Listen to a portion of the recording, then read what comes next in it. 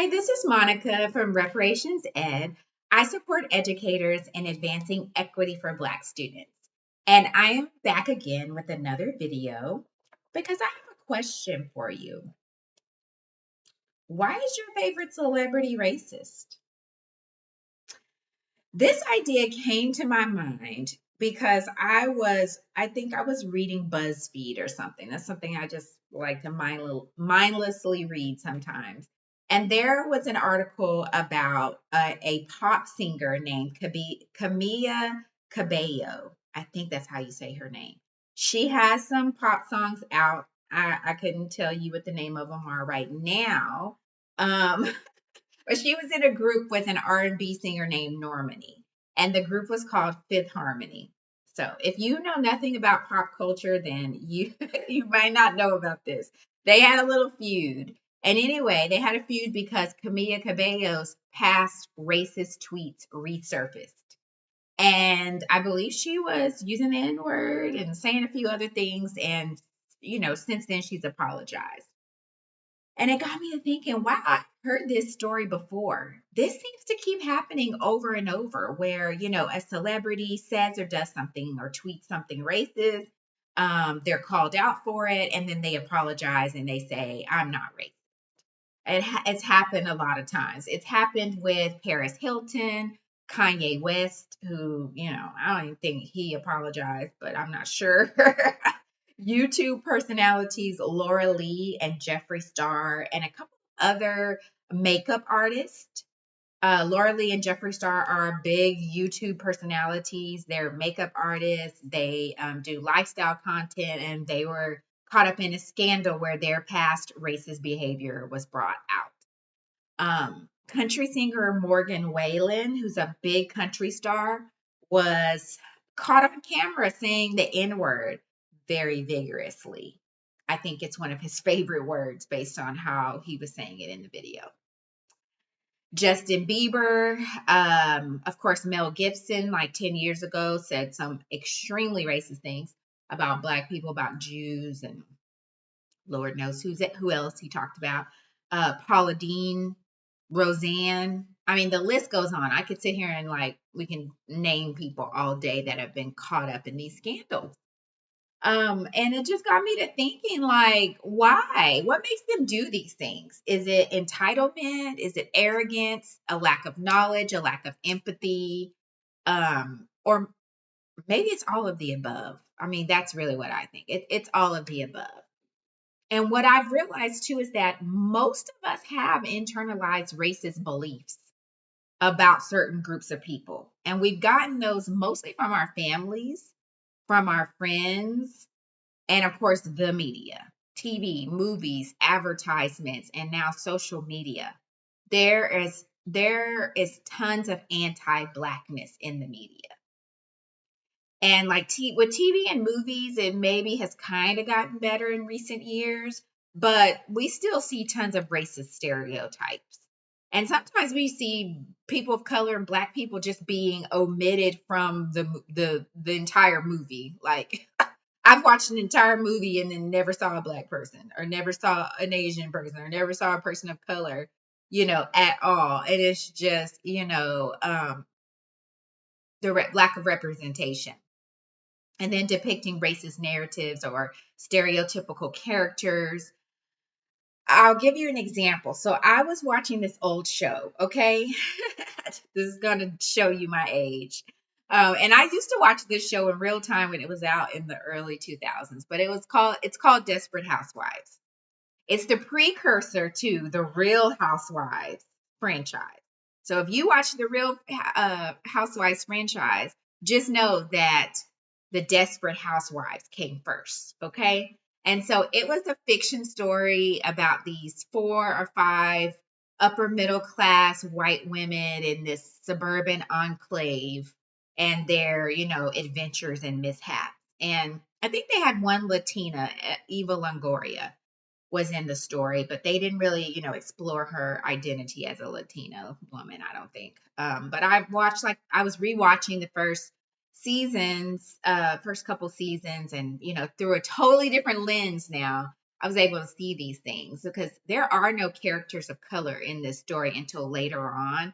They finally do put a, kind of major character who's a black woman. But in the beginning, there's no people of color. In one of the episodes, one of the housewives gets arrested, okay, and she goes to jail. Well, the jailhouse scene is where you magically see people of color. And I don't mean to laugh because it's not funny, it's sad. You see people of color in the jail scene. That's the only place you see Black and Latino women. So people are absorbing those types of stereotypes without even thinking about it. And then they're associating Black people and Hispanic people with criminality and with jail. So, and parents don't talk to their kids about racism. I think about Justin Bieber, he was like really young, a young teen, and was caught saying the N word and some of these other things he was saying. And look, I'm not giving these people a pass or anything. I just want to know why. Like, what's the root cause? But I think it's also because people don't talk to their kids about racism, especially white people, because they don't even have a lens to talk about it themselves. They want to be a lot of them want to be colorblind and to act like race is not a factor. But Ibram X. Kendi taught us that there's no such thing as being not racist. You have to be actively anti-racist. And that's what we're not teaching to our kids. We're in a country that enslaved Black people for, 250 years and then had another 100 or 150 years of discrimination and state sanctioned violence against Black people. There's never been any apology. There's never been any reparations. Nobody's required to learn about anti-racism or learn about hate so that this doesn't happen again. So, what I would say to you, if you're an educator, is that you do need to learn about race and racism before you go into the classroom. And if you're in the classroom now and you haven't done any work around it, it's not too late because our students are worth it, because people come into the profession, educators come into the profession, not having experienced racism, not having learned about it, because they have privilege. And so when we don't learn about race or racism or hate, we perpetuate it, and that's how it ultimately it has negative impacts or negative outcomes for our students of color. And I wish teacher preparation programs would teach about this. And that's what I want to do with Reparations Ed, is help prepare teachers, but some people are still so sensitive about talking about race. And if you're watching this and you're a Black educator, you may be thinking, well, I don't need any training related to race and racism. I've experienced it. I've lived it. I'm a Black person in America. But what I would say is you do need to learn, because living in America, we are, like I said, I gave examples, we're exposed to those anti-Black messages, and they create biases in us about our own people. And I'll give you a quick example. I was observing at a school, and I was in the teacher's classroom waiting for her to go get the kids and come back into the classroom. So she went to go get the students, and I could hear another teacher in the hallway chastising a student.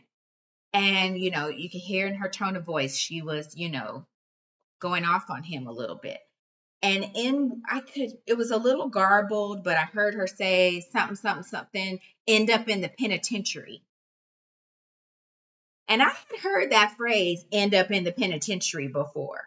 I mean, I heard my mom and my grandma say that, and they would say it about relatives who weren't doing the right thing, mostly males, and saying that they were going to end up in the penitentiary. But I really had a problem with that teacher saying that to that student. And then we're talking about elementary school here. And this is a Black teacher talking to a Black child, and we're at a Black school where it's 99% Black. Because she is perpetuating those stereotypes about Black men in jail. And why does she see jail in that boy's future just because he may have been acting up in the hallway? Because we don't, when white students act up, we don't say, if you don't stop doing this, you're going to end up in the penitentiary. We don't tell elementary students that, elementary white students that. So that's been, that's just, it's unfortunate. And I wish teachers had more training, including Black teachers. So I'll wrap up by saying I would urge you to start reading books. The book I love and that I recommend is by Beverly Daniel Tatum, and it's called Why Are All the Black Kids Sitting Together in the Cafeteria? It's a really good book about race and education and identity. And if reading books isn't your thing, you can listen to it on audio while you're driving. And if you still don't have time for that, then maybe you could do a little internet research. I'm going to link in the description some websites and books that you can kind of start on your journey. Maybe you can do a book club. Maybe you can just read in your own time, but we have to do something because I think part of the reason why our Black students aren't achieving is because of systems and because of bias and racism. So until next time, bye.